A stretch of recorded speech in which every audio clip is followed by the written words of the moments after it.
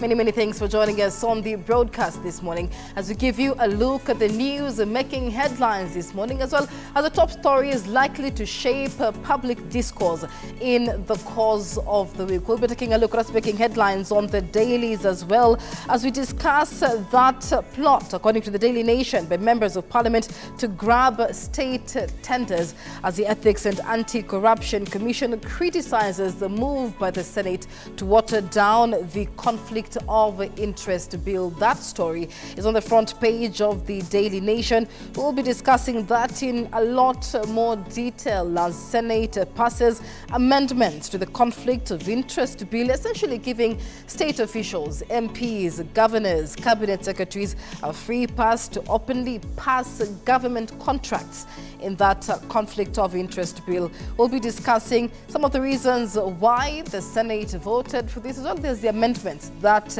came up. But also on the front page of the Standard newspaper, to fire or keep, Ruto's cabinet dilemma. This is one of the top stories that Kenyans are keeping an eye on this week, as President William Ruto made a promise to make changes to the government or his cabinet. And so Kenyans are waiting to see what that new cabinet shake-up will look like. And the Standard newspaper there preempts that President William Ruto faces probably the biggest test of his presidency on who to fire from cabinet.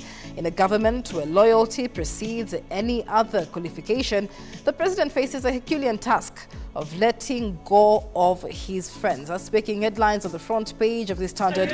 We'll be discussing that in a lot more detail, as well as that huge celebration yesterday in honor of fallen Gen Z protesters. It's also on the front page of the Standard newspaper as thousands gathered in Uhuru Park for the Sabasaba Memorial Concert yesterday in honor of youth killed during protests against the finance bill. We'll be discussing that and a lot more, including what's happening in the U.S. elections, as many more now look at Kamala Harris as the one to beat Donald Trump in November. But is she? We'll be discussing that on the Daily Review as well. But first, let's begin with some of the news that are making headlines this morning. Now, Kenyan athlete Faith Kipyegon put Kenya on the world map again as she set a new world record in the 1500-meter race at the Wonder Diamond League at Paris. Kipyegon set a new world record by clocking a time of 3 hours, 49 minutes and 4 seconds, beating her own record by 0.07 seconds. Here's our reporter Gladys Midecha with that report.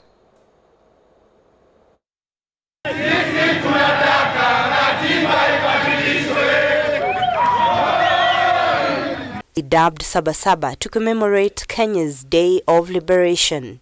Kwa sababu itakuwa ni kazi bure, turushe mawe, tupige kelele, tuseme Ruto must go, alafu mwisho wa siku 2027 baada ya jamaa warudi. Kwa sababu gani? Sisi hatuna kura, hatuna vitambulisho. Tutakuwa tumefanya kazi bure. Hii ni mwanzo.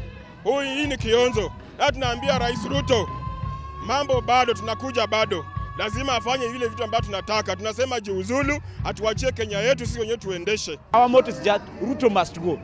That's our motto with that. Today, thousands of Gen Z youths led the celebrations in a different way by paying tribute to those who lost their lives during the anti-finance bill protests, as well as rejecting what they termed as bad leadership. Wao ni mashujaa kwa sababu walikufa katika hali ya kupigania venye nchi ilikuwa na kupigania haki yao. Kwa maana katika constitution yetu tunasema it's allowed to demonstrate because of something ambayo haijafurahisha. Ile generation ambayo ilipita walikuwa na heroes yao kama Kennedy Matipa, hiyo ni heroes yao. Kama sisi wa kizazi cha sasa hii, those are our heroes ambao waliuawa siku ya maandamano peacefully.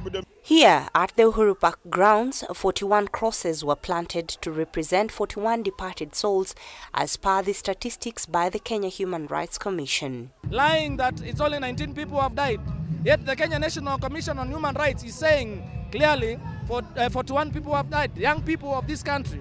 Maybe one of them could have been the president of this country. And therefore today we are joining those lost souls to say enough of President Ruto's leadership. We cannot continue this way. It cannot be business as usual, And therefore, we are here today to tell Ruto to stop doing things the way he wants. It was an event dubbed Shuja's Memorial Concert that brought together human rights activists, artists and Kenyans from different walks of life who carried the Kenyan flag chanting patriotic songs. We don't want to see anyone with a siren on our roads. We don't want to be bullied off our roads by there again. We want people to, like I said, be audited. There's so many things we want to be done. So just because Ruto spoke to the country and went on X doesn't mean we have gotten change. We need to feel that change. Zakayo must go. Hatutaki tuone wenzetu wakiwa hapa kila siku. It is very painful. The Gen Z have called on the government to take responsibility of the departed souls as well as those left nursing injuries from the protests. There's no money that will bring a life back, but I believe that it's very important that people who lost their lives, who are injured, who are paralyzed for life, are compensated, and even the people whose business were banned by hired goons, those people should actually get compensation as well. And then the people who financed the violence, because the violence was financed by people. Look at Uhuru Park.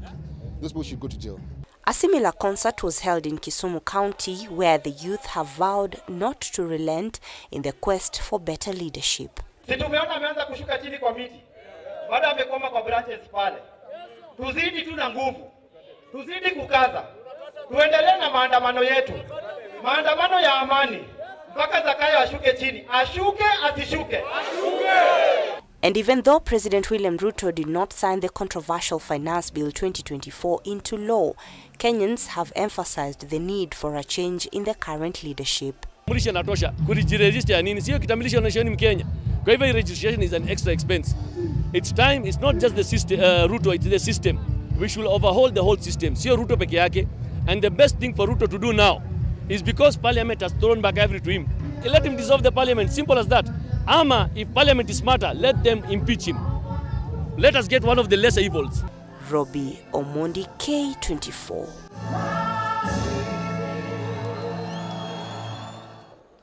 That's a report by Robbie Omondi on the events at the Shujaa Memorial Concert held yesterday at Uhuru Park, Nairobi, in honor of protesters who lost their lives during that recent revolt against the controversial Finance Bill of 2024. At the top of the hour, we'll be having a conversation with young Kenyans on the impact of the recent demonstrations and anti-government protests, especially those on the Finance Bill of 2024, and especially the outcome of that now viral X-Space conversation with President William Ruto on Friday. The concessions made by the government so far, the cuts made with regard to budget allocation as well. We'll be discussing that at the top of the hour as Gen Z talk to us about the Kenya they want. To speak to us on X at K24 Tv, the hashtag is New Dawn. Let's take you back to our top story where Kenyan athlete Faith Kipyegon put Kenya on the world map again as she set a new world record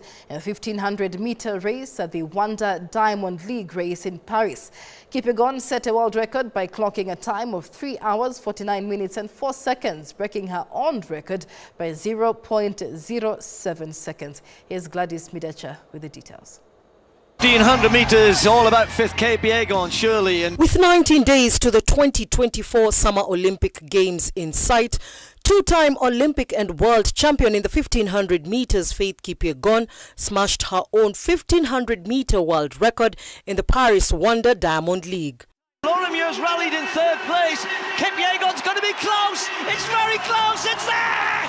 She's got it. A new world record! It's my plan to see how fast I can execute today and see how I am, how prepared I am towards Paris, because it's a few weeks ahead and I'm in a good direction now, probably. Kipyegon, who ran a tactful race, clocked a time of 3 minutes 49.04 seconds, slashing 0.07 seconds off from her previous record of 3 minutes 49.11 seconds, which she set last year in Florence, Italy. Jessica was capable of, because she has been breaking her area record in she ran beautiful race in Prefontaine, and I knew maybe today she's gonna follow me on other athletes. Records are there to be broken, so I was like, somebody is behind me, and we will push each other towards world record or season best. The 30-year-old Kipyegon plans to double in the 1500 meters and 5000 meters races and is one of the hot favorites to win her races. I don't know. I'm still surprised as well. You know, last year I ran 5,000 and I got the world record, and today I gave a world record. So, yeah, it's a special place, I can say. You know, coming here every time and breaking your own your record is it's just amazing. You know, breaking my own world record in 1500 was just fantastic, and I've seen myself like I'm in the right direction towards Paris Olympics. In other races, Amos Sarem clocked a new personal best in the men's 3,000 meters steeplechase, while Jacob Kropp won the men's 3,000 meters flat race. This is the final Diamond League competition ahead of the summer Paris Olympic Games.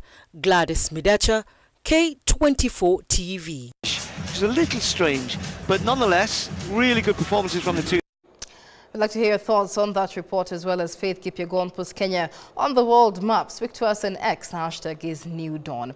Now, in the spirit of Sabasaba Day celebrations, congregants from different religious backgrounds yesterday continued with calls for President William Ruto's administration to heed to the austerity measures set out so as to realize a better society. The men of the cloth also called for professionalism in policing authorities.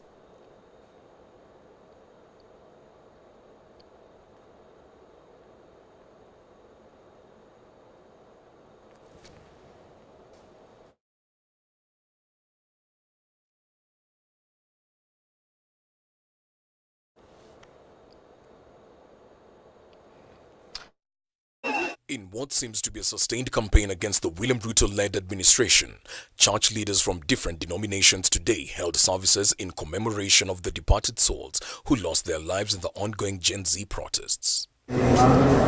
Speaking at the Holy Family Basilica, Archbishop Njoroge Kimani called for the release of those abducted and kidnapped, cautioning leaders to be professional and listen to the Gen Zs for the sake of the country. Njoroge added that what the nation is witnessing is an expression of hopelessness and lack of economic opportunities for a majority of Kenyans. At the All Saints Cathedral, worshippers from different denominations, including Muslims, gathered to commemorate Sabasaba and pray for those who lost their lives. Today we are gathered together to remember a group of young people who mobilized and came out against impunity that oftentimes you have seen in our nation here, Kenya. And our prayer is that their death would not be wasted death.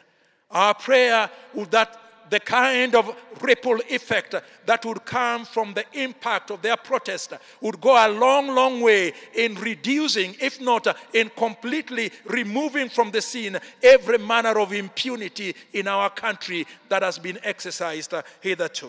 They too called for the government to have a listening ear, condemning the killings perpetrated by the police force, who by law are expected to protect the citizens. Today, we are also remembering our young people who went out in the protest against overtaxation, against injustice.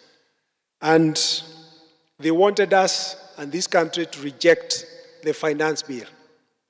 And the finance bill, or the Finance Act, was repealed. So we also thank God that the goals of this protest have been achieved. But now what remains is for us all to stand up and fight for justice. Our fallen heroes, our fallen soldiers, your death is not in vain. Anyway, from that, Deputy President Rigathi Gachagua is now accusing the Ministry of Interior of sabotaging his war on illicit brew to fight him. Rigathi says he is ready to relinquish the fight so long as the region does not suffer, even as he's accused individuals at Harambee House of pitting the president against the people. But as Martin Apio now reports, his spouse, Dorcas Rigathi, says removal of funding from her office will not deter her zeal to fight for the boy child. Saturday morning, Deputy President Rigathi Gachagua was in his backyard of Mathira in Nyeri County for a church service, except that he was only accompanied by members of the county assemblies, with legislators and area governor missing in action. The DP did not hesitate to take on Internal Security Ministry head-on over claims of sabotage on the fight against illicit brew. If you allow overzealous officers at Harambee House with a political scheme to interfere with this war against illicit brew, those people, those officers will set you up against the people. Gachagwa's sentiments are coming at a time that the region has witnessed a sudden spiral in illicit liquor consumption, amidst claims that some legislators had withdrawn the notice to bar illicit businesses from the operation. So when I started hearing last week that some people want to interfere with that work, one, I heard that our local member of parliament has directed the security officers in Karatina, purporting on orders from above to reopen our bars. One, a member of parliament cannot instruct security officers. And if the security officers in this region are taking instructions from a member of parliament, we shall discipline them. Gachagua is alluding to a concerted effort by officials from the Ministry of Interior to undermine the president. Hao watu watakosanisha rais na wananchi. True or false? Nyinyi mkifikiria mna siasa mnacheza hapo. Ati kwa sababu hii program Rigathi Gachagua ndio anaongoza, amepata umaarufu. Ati mfungue zile vilabu zilikuwa zinauza pombe baya, ndio watoto waanze kukufa. Mutakuwa mnamhujumu na kumkosea Rais William Ruto na serikali yake. Your Excellency, sisi tuko nyuma yako, na sisi kama vijana ambao wametoka hapa Nyeri, hiyo kazi umetufanyia ngumu zaidi ya kupigana na mambo ya pombe, tuko nyuma yako. He says that he is ready to relinquish the position he was handed to oversee that illicit consumption of liquor is wiped out for the benefit of Mount Kenya region. If the Deputy President Rigathi Gachagua is a problem, let somebody else lead this war on illicit brew so that they can continue, so that we save our next generation. But you cannot destroy an entire generation because probably you want to undermine one person. He's just a single person. How do you sacrifice an entire generation, a whole population, because you have a scheme against a leader? And the problem of that leader being truthful and listening to the ground. Mimi hakuna makosa ingine nimefanya hata moja, ni hiyo tu kusema tusikize nini. Yeah, that's all. The DP is further maintaining that arrogance by key leaders within the government is what has led to a pro-witness from the public. Wengine wamekuwa na kiburi, wakifungua mdomo watu wanakasirika, si ndio? Yeah. Nao watu ndio wanaharibia rais, wanaharibia serikali, wako na kiburi mingi sana. Wamekula, wameshiba, wanatapikia watu ambaye hakuna kitu wamekula. Simu wapatie kidogo wakule alafu mwatapikie. And for the first time since the removal of budget within the offices of the First Lady, Second Lady and the spouse of the Prime Cabinet Secretary, Dorcas Rigathi, is speaking out. Niseme kama vile nchi imesema hawataki Second Lady yawe na budget. Na ni sawa. Lakini kazi ya wavulana sitawacha. The DP's spouse says that the withdrawal of the budget funding will not deter her quest to support the boy child. That is a vision I have. It is a passion I have for the boy child.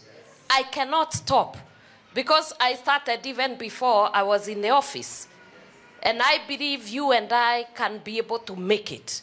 And I'm asking the church today, open your doors to our children. Let them come into the churches, feed them, clothe them, mentor them, disciple them, and make sure wako sawa. Martin Opio, K24 TV, Nairobi.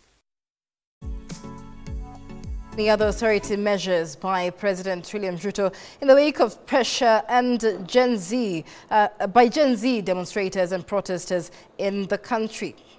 But also following the recognition of Kiswahili language by the United Nations and 7th July being celebrated around the world as a special day to mark the language, East African countries commemorated the day at the Fort Jesus in Mombasa County. Here's Fred Kai with the details. The delegates from East African countries noted the need to embrace Kiswahili as a unifying language by passing laws that will assist in its growth. Tunatakiwa sisi sasa hivi tukamate soko wote kwa pamoja, tushirikiane.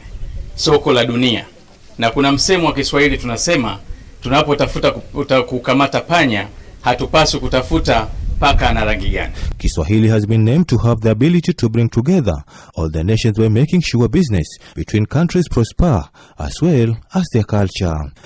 Inafaa tukue na upendo na tusikue na unafiki. Tukue kitu kimoja, tutafute kwa ajili ya Kiswahili, tuendeleshe Afrika Mashariki yote iendelee mbele. Gender, Culture and Heritage Cabinet Secretary Aisha Jumwa has noted the need to form a Kiswahili Council which will be mandated to oversee its growth and has taken ages to be formed. Katika kutambua na kutekeleza vipengee vinavyoipa lugha ya Kiswahili umuhimu katika nchi ya Kenya, Jumuiya ya Afrika Mashariki na bara la Afrika kwa jumla, juhudi za kuunda baraza la Kiswahili la Kenya zilishika moto mwaka wa 2018 na bunge la kitaifa lilipitisha hoja mnamo Novemba 2 mwaka wa 2022. Kiswahili enthusiasts noted the delay of forming the council has made Kenya to be a lovable country which is proud itself at the genesis of Kiswahili language. Baraza la Kiswahili katika nchi yetu ya Kenya kwanza litatusaidia katika kutufungulia fursa za kirasmi ambazo wa Kenya wataruhusiwa sasa, watakuwa na chombo kinacho wapeleka mbele katika fursa mbalimbali huko nje. Mswada huu wa baraza tunasikia umepiga hatua kadha wa kadha, lakini hatua zenyewe hatuzioni kuzaa matunda. Mimi nawaambia wabunge, nyinyi mna jukumu na ni masulia kwa jamii ya Wakenya wote iwapo hamutolitilia mkazo jambo hili na kukamilisha mswada huu wa kuundwa baraza na kuwa na baraza. Nyinyi, samahani, itakuwa ni wauaji wa lugha ya Kiswahili na wauaji wa vizazi vijavyo. Politicians who attended the function noted that the bill was indeed on the table of parliament, noting that they need to have a Kiswahili council. Tushafikiana hata ikija kwenye kupitisha kabisa, yani 100%, sisi tuko tayari ndani ya bunge tuipitishe, na mkiangalia haswa sisi viongozi kutoka pwani tunajadili sana kwa lugha ya Kiswahili. Tuko katika hiyo mikakati ya kuhakikisha kwamba hilo baraza limeweza kutengezwa, na nashukuru sana kwamba wizara pia inatengeneza mikakati ambayo itawezesha kwamba tuwe na hilo baraza ili tuweze kupanua lugha yetu ya Kiswahili. However, organizers of the event were challenged to accommodate youth in coming events since they occupy large numbers across the member states. In Machakos, kongamano yoyote ile ambayo tunafanya ni muhimu kusudi tuwaweke vijana kwa wingi. Kwa mfano, ukiwa mahali kama hapa unajiuliza ikiwa vijana si zaidi ya nusu, then inakuwa sio kongamano la Afrika Mashariki. In Machakos County, the day was celebrated as 8 high schools came together to compete on Kiswahili exam. The teachers have urged parents to embrace Kiswahili back at home in order to make their children love the language. Mashindano ya leo ni mashindano ya pili mwaka huu mtawalia. Dhamira yetu kama walimu ni kuhakikisha ya kwamba Kiswahili kimetukuzwa katika eneo hili nzima la Machakos, kwa sababu tunavyosema ya kwamba Kiswahili kimekuwa kikidharauliwa, kimekuwa kikipatiwa akipatiwa kipaumbele kulingana na ukilinganisha na somo la Kiingereza. Frederick K24, Mombasa. The Law Society of Kenya has declined to participate on the forensic audit of Kenya's public debt. LSK says that the mandate to audit public debt rests with the Office of the Auditor General. In a statement issued by the Society's Chief Executive Officer, Florence Mutiri, LSK terms the establishment of a task force unconstitutional, as David Kagina now reports. The Law Society of Kenya termed the appointment of the Presidential Task Force on Forensic Audit of Public Debt unconstitutional and an intrusion into the role of the Auditor General. This is in response to President William Ruto's Friday announcement appointing an independent debt task force to conduct a forensic audit of Kenya's public debt, which listed members include LSK President Faith Odhiambo. LSK CEO Florence Muturi, in a statement on Saturday, asserted Article 229 of the Constitution of Kenya, which establishes the Office of the Auditor General, whose mandate include auditing public debt. Consequently, Muturi says the Council of the Law Society of Kenya has resolved that neither their president, Faith Odhiambo, nor any of its members shall take up appointments or participate in the said task force. And I quote, LSK, under its statutory mandate, advises the President to refrain from usurping the constitutional powers of the Auditor General through executive orders and allow the Auditor General to perform her constitutional duties. End of quote. Muturi says the Constitution required the Auditor General to audit accounts of all government and state organs, adding that Article 229(4) specifically requires the Auditor General to audit the public debt within 6 months after the end of each financial year.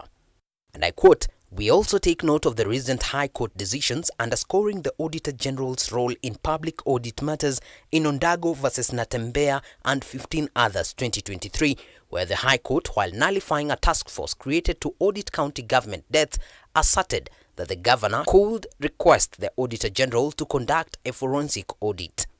The Law Society now wants the Office of the Public Debt Management, headed by Director General at the Treasury, to provide details of the public debt to the Auditor General for forensic audit, insisting that it is essential not to squander scarce public resources by appointing a presidential task force to perform duties of existing public offices.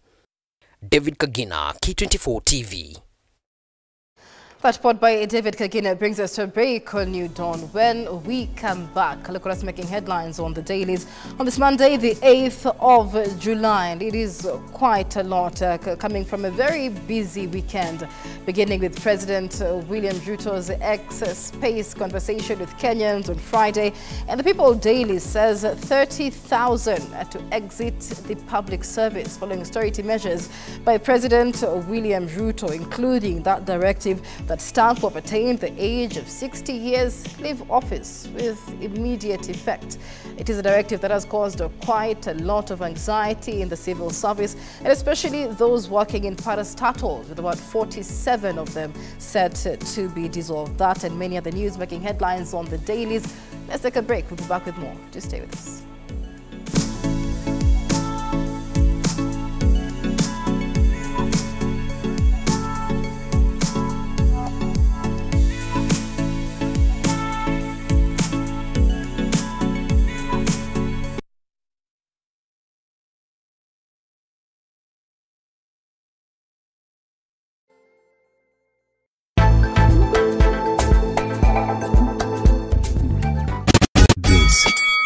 Is the biggest reggae and rhythm show ever on Kenyan television.